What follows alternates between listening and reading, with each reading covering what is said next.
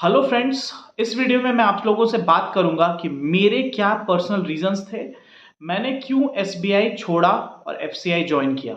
अगर मुझे सिर्फ इस लेवल का जॉब चाहिए होता, बैंकिंग या एफसीआई, तो मैं कभी भी एफसीआई को चूज नहीं करता और एसबीआई को मैं क्विट नहीं करता। मैं ये सोचकर नहीं आता कि यार एसबीआई में तो प्रेशर ज़्यादा है, एफसीआई में बहुत प्रेशर है, तो चलो एफसीआई चले जाते हैं। मेरा ये रीज़न कभी नहीं था एफसीआई आने का। तो ये शायद कुछ लोगों का रीज़न हो सकता है एफसीआई चूज करने का बैंकिंग के ऊपर। देखिए, मेरा सिर्फ एक ही रीज़न और सबसे मेन रीज़न था कि मुझे आगे भी और प्रिपरेशन करना था। अगर मुझे इस लेवल का बैंक या एफसीआई इस लेवल का जॉब चाहिए होता, तो मैं आराम से बैंक में कंटिन्यू करता और आराम से वहाँ पर प्रमोशन लेता और आगे चल कर के करियर में एक अच्छा ग्रोथ पाता, सैलरी में भी और प्रमोशंस में भी, और आराम से लाइफ को एंजॉय करता वहाँ पे भी इन टर्म्स ऑफ। और ऐसा नहीं है कि वहाँ पर हम लाइफ को एंजॉय नहीं कर सकते, ऐसे मेरे कुछ फ्रेंड्स हैं जो हैं और ठीक ठाक तरीके से लाइफ एंजॉय कर रहे हैं। और देखिए, किसी भी ऑर्गेनाइजेशन में स्टार्टिंग का 10 साल 15 साल डिफिकल्ट होता है। अगर आप कुछ प्रमोशंस ले लेते हो, आप अच्छे लेवल पे चले जाते हो, तो इतना वर्क का प्रेशर नहीं होता जितना आप लोगों को लग रहा है। बैंकिंग में भी अगर आप स्केल 4 बन जाते हो ना, चीफ मैनेजर बन जाते हो, वहां से आपका लाइफ डिफिकल्ट होना एकदम बंद हो जाता है। चीफ मैनेजर्स के ऊपर इतना प्रेशर नहीं होता जितना बाकी नीचे के ऑफिसर्स के ऊपर प्रेशर होता है। तो चीफ मैनेजर, एजीएम, डीजीएम, इनका लाइफ इतना प्रेशर वाला नहीं होता। और वही बात अगर हम एफसीआई में करते हैं, देखिए ऐसा नहीं कि एफसीआई में काम बहुत कम है, यहाँ पे भी आपको काम तो करना ही है, लेकिन यहाँ सिर्फ एक बेनिफिट है कि यहाँ पब्लिक डीलिंग नहीं है। और दूसरा, मेरा जो पर्सनल रीजन था, मुझे प्रिपरेशन करना है आगे, इसलिए मैं एफसीआई में आया।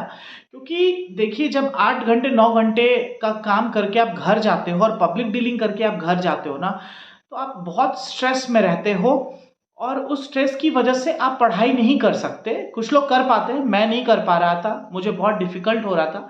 बस ये मेरा एक लौता और एकमात्र रीज़न था कि मैं एसबीआई छोड़ करके एफसीआई आया, क्योंकि मैं अभी भी प्रिपरेशन कर रहा हूँ, आगे जाने की कोशिश कर रहा हूँ कि मैं आगे जा सकूँ और कहीं ना कहीं एक अच्छा जॉब ले सकूँ। देखिए, आप लोगों की दुआ होगी तो ज़रूर मैं पहुँचूँगा और आप लोगों को ज़रूर अपडेट भी दूंगा कि मैं क्या अचीव किया अपने लाइफ में इस यूट्यूब के माध्यम।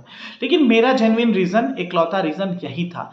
कुछ लोगों का कुछ और भी रीजंस हो सकता है, शायद उनको लगता हो कि वर्क लाइफ बैलेंस बहुत बेहतर है, यहाँ AG3 में सैलरी स्टार्टिंग में बहुत अच्छी है। लेकिन आप एक बात याद रखिएगा, केवल आप सैलरी देख करके अगर आप एफसीआई AG3 ज्वाइन कर रहे हो, तो स्टार्टिंग में तो ऑफकोर्स बैंक क्लर्क और एफसीआई AG3 की सैलरी में तो डिफरेंस होता है, लेकिन कुछ सालों के बाद आप देखेंगे कि बैंकर्स की सैलरी काफ़ी ज़्यादा हो जाएगी एफसीआई में जो एम्प्लॉयज़ हैं उनके कंपेरेटिव।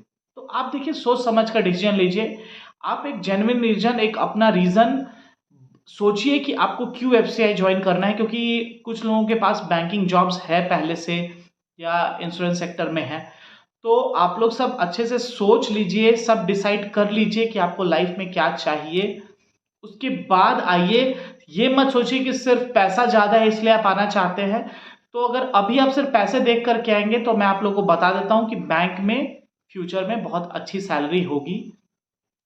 लेकिन अगर आप वर्क लाइफ बैलेंस देखना चाहते हैं, तो ऑफ कोर्स बेहतर है यहाँ पर एज कंपेयर टू बैंकिंग।